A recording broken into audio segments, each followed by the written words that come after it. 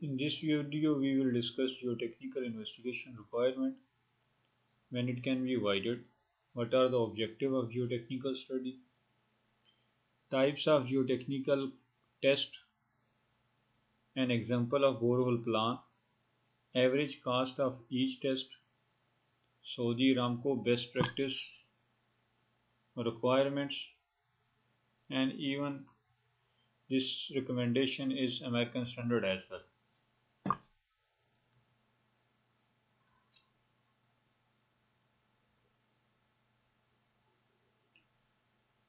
Geotechnical investigation is sometimes needed in business case, the VSP stage, or proposal stage, and detailed design stage.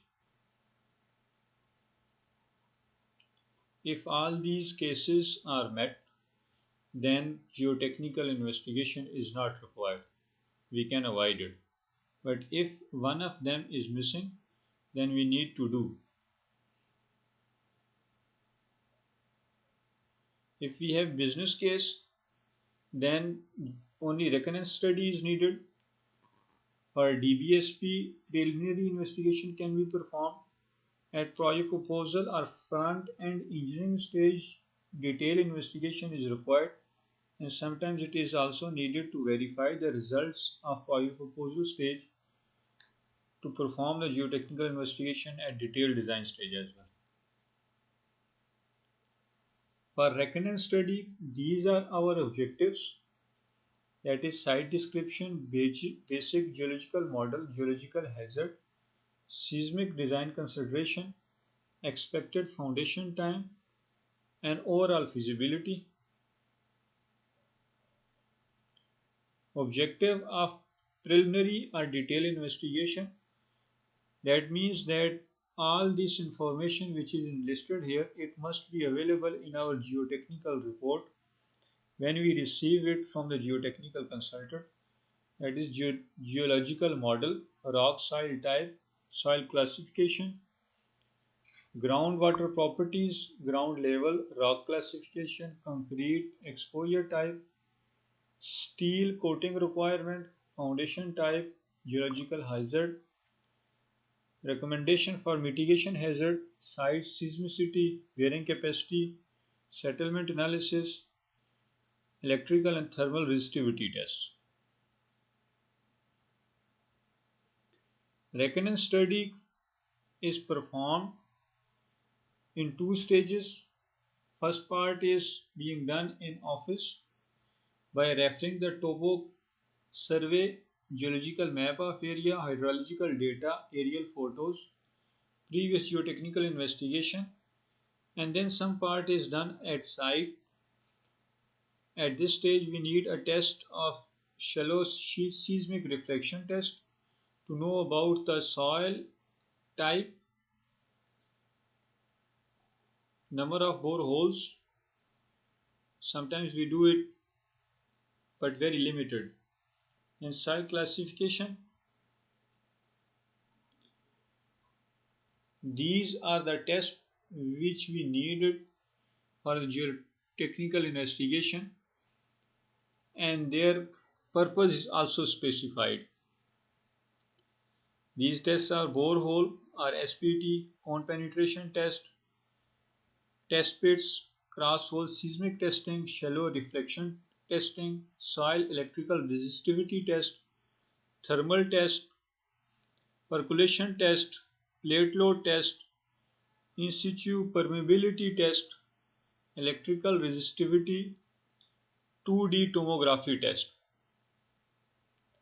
And their purpose is to get the soil and rock type, to know about the loose sand, suitability for fill, to cross hole is needed when we have the vibratory foundations, to know about the rock identification. When we have grounding, we need to do the electrical resistivity test. For cable sizing, normally thermal resistivity is also needed. Some drain and sanitary pits, we need the percolation test. For settlement sensitive buildings, tanks, we need the plate load testing. If we have dewatering, then we need the pumping test.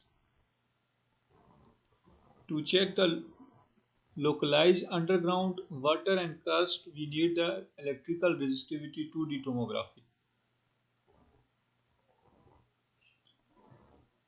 SPT is the basic requirement. If we do not have the budget for the rest of the testing, then at least we need to do standard penetration test.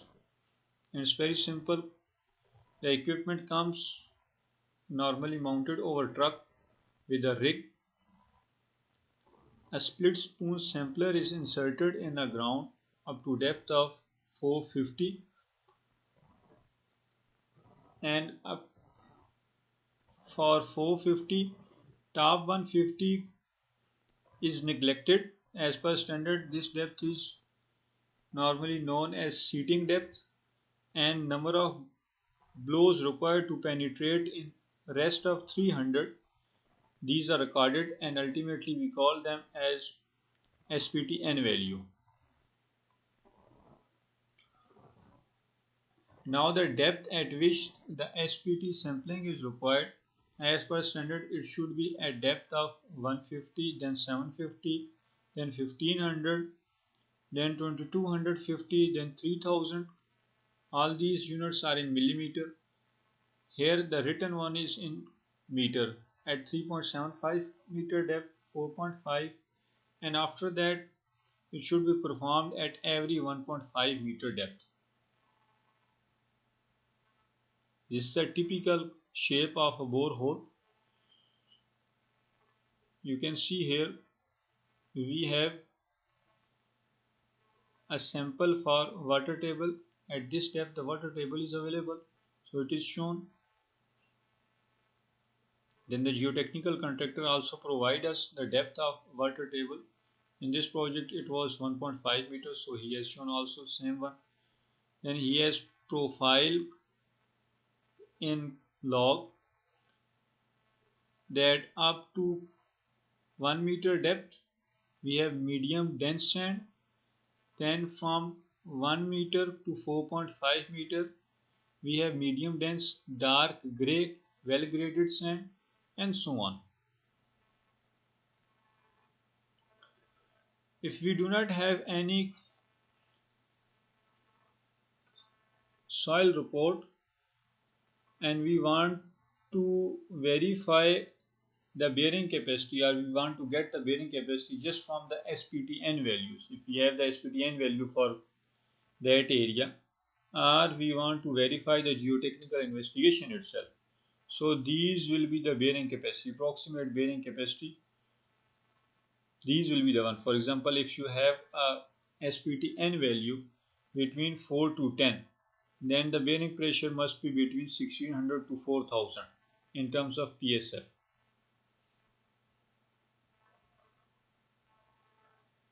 PCPT is done by a 20-ton truck.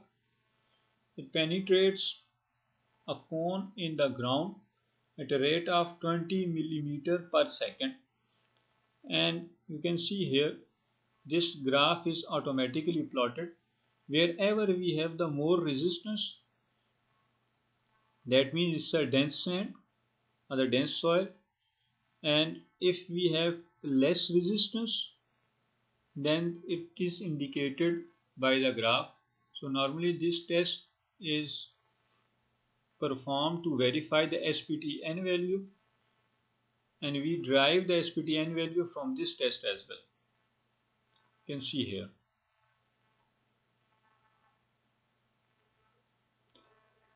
Then these are the test pits which are normally required for CBR value. Cross hole seismic test.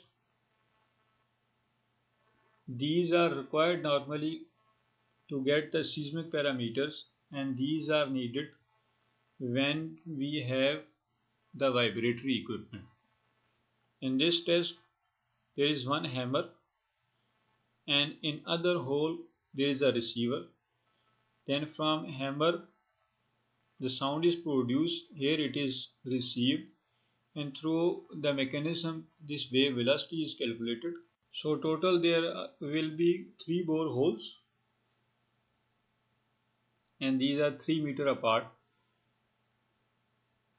As you can see from the figure, from one borehole sound is produced and other two will have a receiver, and from these instruments this wave velocity is calculated. Based on that, these graphs are being plotted.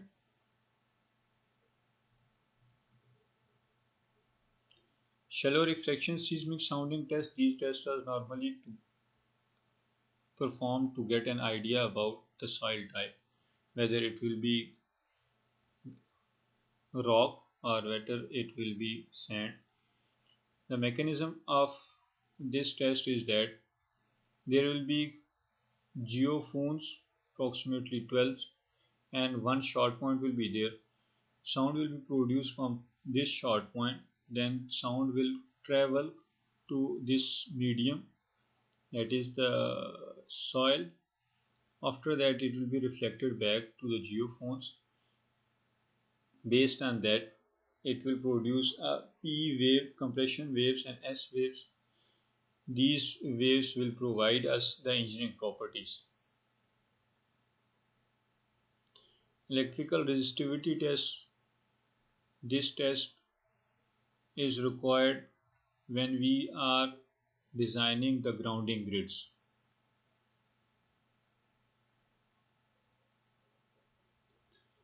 Thermal resistivity test. The thermal resistivity test of a soil determines whether a buried power cable remains cool or overheats. Any heat produced by current flowing through an underground electrical power cable must be properly dissipated. It can be performed in lab and it can be performed on site as well. Percolation test is a test to determine the water absorption rate of soil, that is, its capacity for percolation in preparing for the building of a septic drain field or infiltrating basin.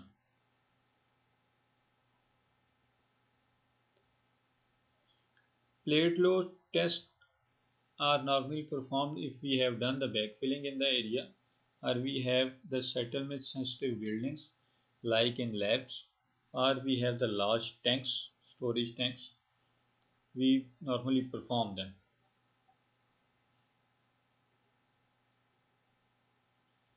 Pumping test, you can see here there will be a main well from where the water will be pumped out, and there will be the observation well. This test is normally performed when we have water table high and we will be doing the dewatering for construction purpose. This is a typical example of borehole location plan. These are the average cost of each test in Saudi Arabia.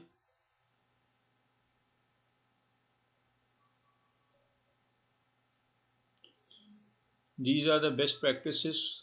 It can be helpful to a structural engineer when he is planning to have the geotechnical investigation. These are for the preliminary investigation and detailed investigation both.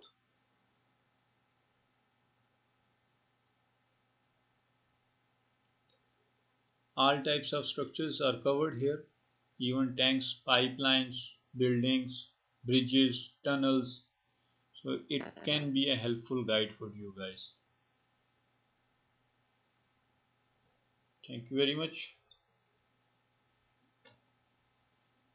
I hope that this video will help you.